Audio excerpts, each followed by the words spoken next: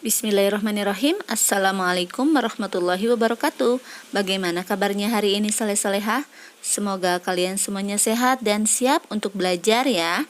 Alhamdulillah hari ini kita bisa jumpa lagi dalam pembelajaran tematik tema 7 Indahnya Keragaman di Negeriku, subtema 3 Indahnya Persatuan dan Kesatuan Negeriku, pembelajaran 3 dan 4. Tapi sebelum belajar, mari kita berdoa terlebih dahulu.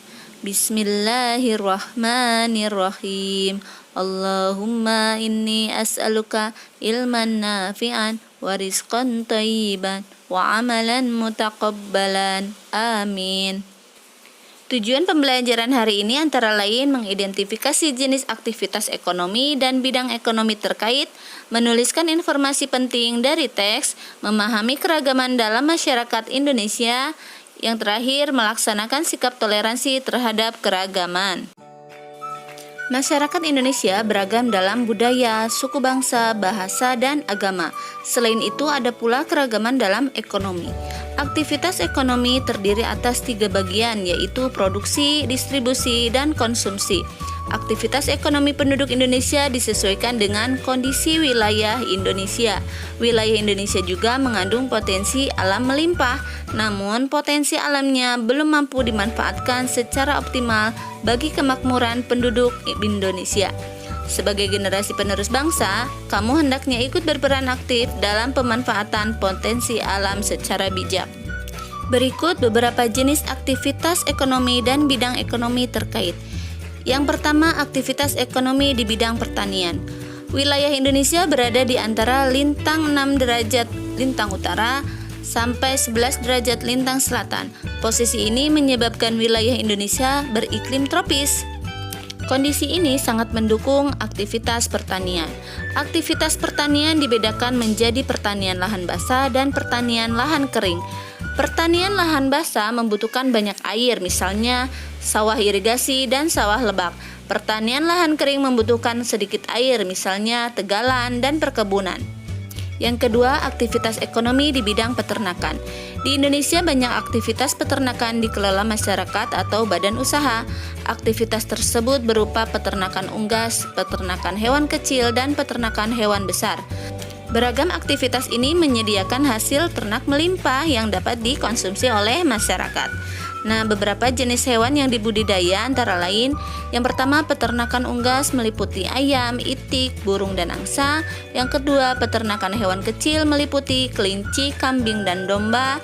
Yang ketiga, peternakan hewan besar meliputi sapi, kerbau, dan kuda. Hasil peternakan tersebut meliputi telur, daging, kulit, susu, dan bulu. Tidak hanya untuk dikonsumsi masyarakat, hasil ternak juga dapat diolah menjadi berbagai kerajinan. Kerajinan dari hasil peternakan misalnya tas, sepatu, sandal, jaket, sarung tangan, dan kok atau bulu tangkis. Yang ketiga, aktivitas ekonomi di bidang perikanan. Aktivitas perikanan dikelompokkan menjadi perikanan tangkap dan perikanan budidaya. Aktivitas perikanan tangkap dilakukan oleh nelayan dengan cara menangkap ikan di laut.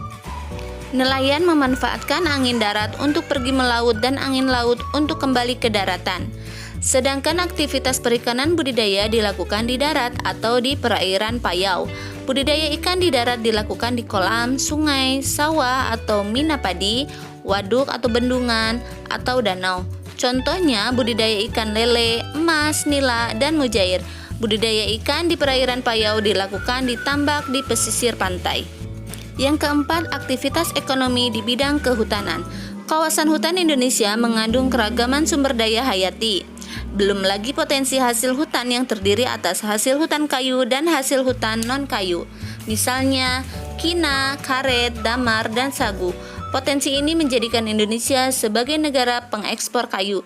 Bagi Indonesia, hasil ekspor kayu menjadi salah satu sumber pendapatan negara. Aktivitas kehutanan juga perlu memperhatikan kelestarian hutan.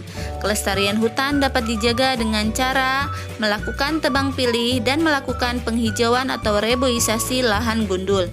Tidak hanya memberikan manfaat ekonomis, hutan juga memiliki fungsi lain ya, antara lain menyimpan cadangan air tanah, penyeimbang iklim, serta tempat habitat flora dan fauna.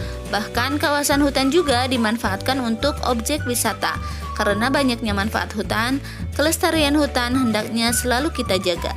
Selain aktivitas ekonomi di bidang pertanian, peternakan, perikanan, dan kehutanan, masih ada jenis aktivitas ekonomi yang lainnya.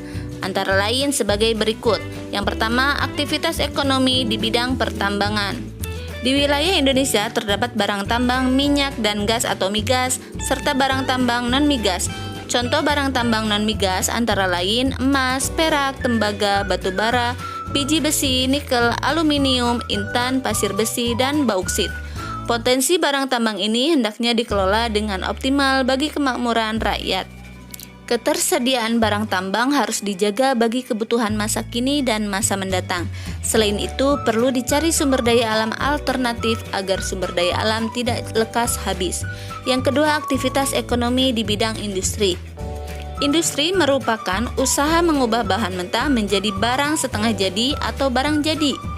Adanya aktivitas industri dapat meningkatkan nilai dan kualitas suatu barang.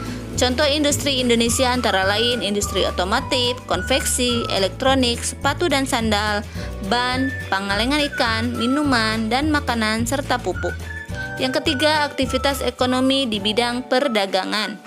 Aktivitas ini dilakukan masyarakat untuk menyalurkan barang dan atau jasa dari produsen ke konsumen. Barang dagangan dapat berupa hasil pertanian, peternakan, perikanan, hutan, dan barang industri. Aktivitas perdagangan bisa dilakukan tanpa perantara ataupun dengan perantara. Jika ada perantara, produsen menggunakan perantara untuk menyalurkan barang dan atau jasa kepada konsumen. Contohnya, perantara dalam perdagangan antara lain pedagang besar atau grosir, agen, dan pedagang eceran. Aktivitas perdagangan juga meliputi masyarakat luar negeri. Kegiatan perdagangan antar negara inilah dikenal dengan sebutan ekspor-impor. Yang keempat, aktivitas ekonomi di bidang jasa. Aktivitas jasa merupakan kegiatan layanan kepada masyarakat dalam rangka memenuhi kebutuhan hidupnya. Antara lain, jasa perbankan dan keuangan, jasa kesehatan, jasa pendidikan, jasa konsultasi hukum, jasa pariwisata, dan jasa lainnya. Berkembangnya aktivitas jasa ini memunculkan beragam jenis pekerjaan di bidang jasa. Arti penting memahami keragaman dalam masyarakat Indonesia. Keragaman masyarakat Indonesia hendaknya kita pahami bersama sebagai kelebihan bangsa Indonesia yang bisa memperkaya khasanah budaya nasional. Kita harus bisa menerima keragaman dalam masyarakat dengan bijaksana, dan kita hendaknya bisa menjadikan keragaman yang ada sebagai alat untuk mempererat persatuan dan kesatuan Negara Kesatuan Republik Indonesia. Kurang memahami keragaman dalam masyarakat Indonesia dapat menimbulkan dampak negatif bagi Negara Kesatuan Republik Indonesia. Beberapa dampak negatifnya antara lain seperti berikut ini. Dampak tersebut dapat kita hindari. Segenap bangsa Indonesia harus menyadari bahwa keanekaragaman yang ada dalam masyarakat Indonesia telah menjadi identitas kebangsaan yang tumbuh dan berkembang jauh sebelum bangsa ini menjadi satu kesatuan yang utuh, yakni Negara Kesatuan Republik Indonesia. Bhinneka Tunggal Ika yang dicetuskan oleh Empu Tantular pada abad ke-14 telah menjadikan simbol sekaligus menjadi semboyan persatuan bangsa kita sejak dulu, mulai dari Sabang sampai Merauke. Oleh karena itu, kita hendaknya bisa saling menghargai atau bersikap toleran dalam keragaman. Nah, berikut adalah beberapa contoh sikap toleran dalam keragaman. Selain itu, sikap saling menghargai dan toleransi dapat kita tunjukkan dengan menghindari tindakan-tindakan yang bisa memecah belah persatuan dan kesatuan Negara Republik Indonesia. Beberapa sikap yang hendaknya kita hindari adalah seperti berikut ini. Nah, soleh-soleha, ingat ya untuk selalu bersikap toleransi atas perbedaan di antara teman-teman sekelasmu ya. Tidak saling mengejek dan saling menghina. Karena bersikap toleransi berarti bersikap sabar, menahan diri, serta menghargai dan berhati lapang terhadap orang-orang yang memiliki perbedaan pendapat. Berikut bentuk sikap toleransi terhadap keragaman suku, budaya, agama, ras, dan gender. Yang pertama, toleransi dalam keragaman agama.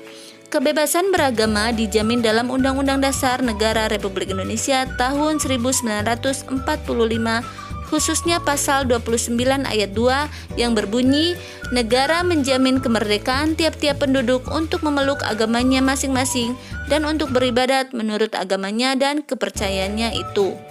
Sikap toleransi antar umat beragama dapat diwujudkan dalam bentuk tindakan seperti berikut. Yang kedua, toleransi dalam keragaman suku dan ras. Ciri suku bangsa yang didasarkan atas ciri fisik disebut ras. Jadi, setiap suku bangsa mempunyai ras masing-masing. Oleh karena itu, tercipta keragaman ras. Kita harus saling menghormati dan mengembangkan sikap toleran. Dengan sikap toleransi antar suku dan ras diharapkan akan terjalin persatuan dan kesatuan bangsa sehingga dapat memperkukuh NKRI. Sikap toleran dapat kita tunjukkan dalam bentuk sikap dan perilaku baik kepada siapapun tanpa membedakan suku dan ras manapun. Selain itu, kita senantiasa menghargai dan menghormati harkat dan martabat setiap manusia dengan mengembangkan semangat persaudaraan dan menjunjung nilai-nilai kemanusiaan. Yang ketiga, toleransi dalam keragaman sosial budaya. Keragaman sosial budaya merupakan kekayaan bangsa Indonesia yang tidak ternilai harganya dan diwariskan oleh nenek moyang kita dari zaman dulu. Kita sebagai generasi penerus bangsa hendaknya senantiasa menghormati, melestarikan, dan mengembangkan berbagai bentuk warisan sosial dan budaya di Indonesia. Bersikap toleran demi mempertahankan keanekaragaman sosial budaya dalam bentuk tindakan seperti berikut ini. Yang keempat, toleransi dalam keragaman gender dan mengembangkan kesetaraan gender. Tuhan telah menciptakan manusia dalam dua jenis, yaitu laki-laki dan perempuan. Setiap orang hendaknya memiliki kesadaran gender, yaitu kesadaran atas konsep yang meletakkan kedudukan, fungsi, dan peran antara laki-laki dan perempuan dalam masyarakat sejajar. Laki-laki dan perempuan dapat bekerja sama dalam melakukan pembangunan nasional dan menciptakan harmoni sosial. Keragaman gender dapat menjadi kekuatan bagi bangsa Indonesia apabila masyarakat Indonesia menyadari bahwa setiap manusia memiliki hak, kewajiban, dan tanggung jawab yang sama. Adapun sikap yang dapat dikembangkan dalam menghormati keragaman gender adalah sebagai berikut. Kesimpulannya, kita tadi sudah belajar jenis-jenis aktivitas ekonomi dan bidang ekonomi terkait yang ada di Indonesia, menuliskan informasi penting dari teks atau bacaan, arti penting memahami keragaman dalam masyarakat Indonesia. Yang terakhir, tadi kita sudah belajar bentuk sikap toleransi terhadap keragaman suku, budaya, agama, ras, dan gender. Alhamdulillah, sekian untuk materi kali ini. Semoga bisa dipahami. Semangat dan selalu jaga kesehatan ya, soleh-solehah. Terima kasih. Wassalamualaikum warahmatullahi wabarakatuh.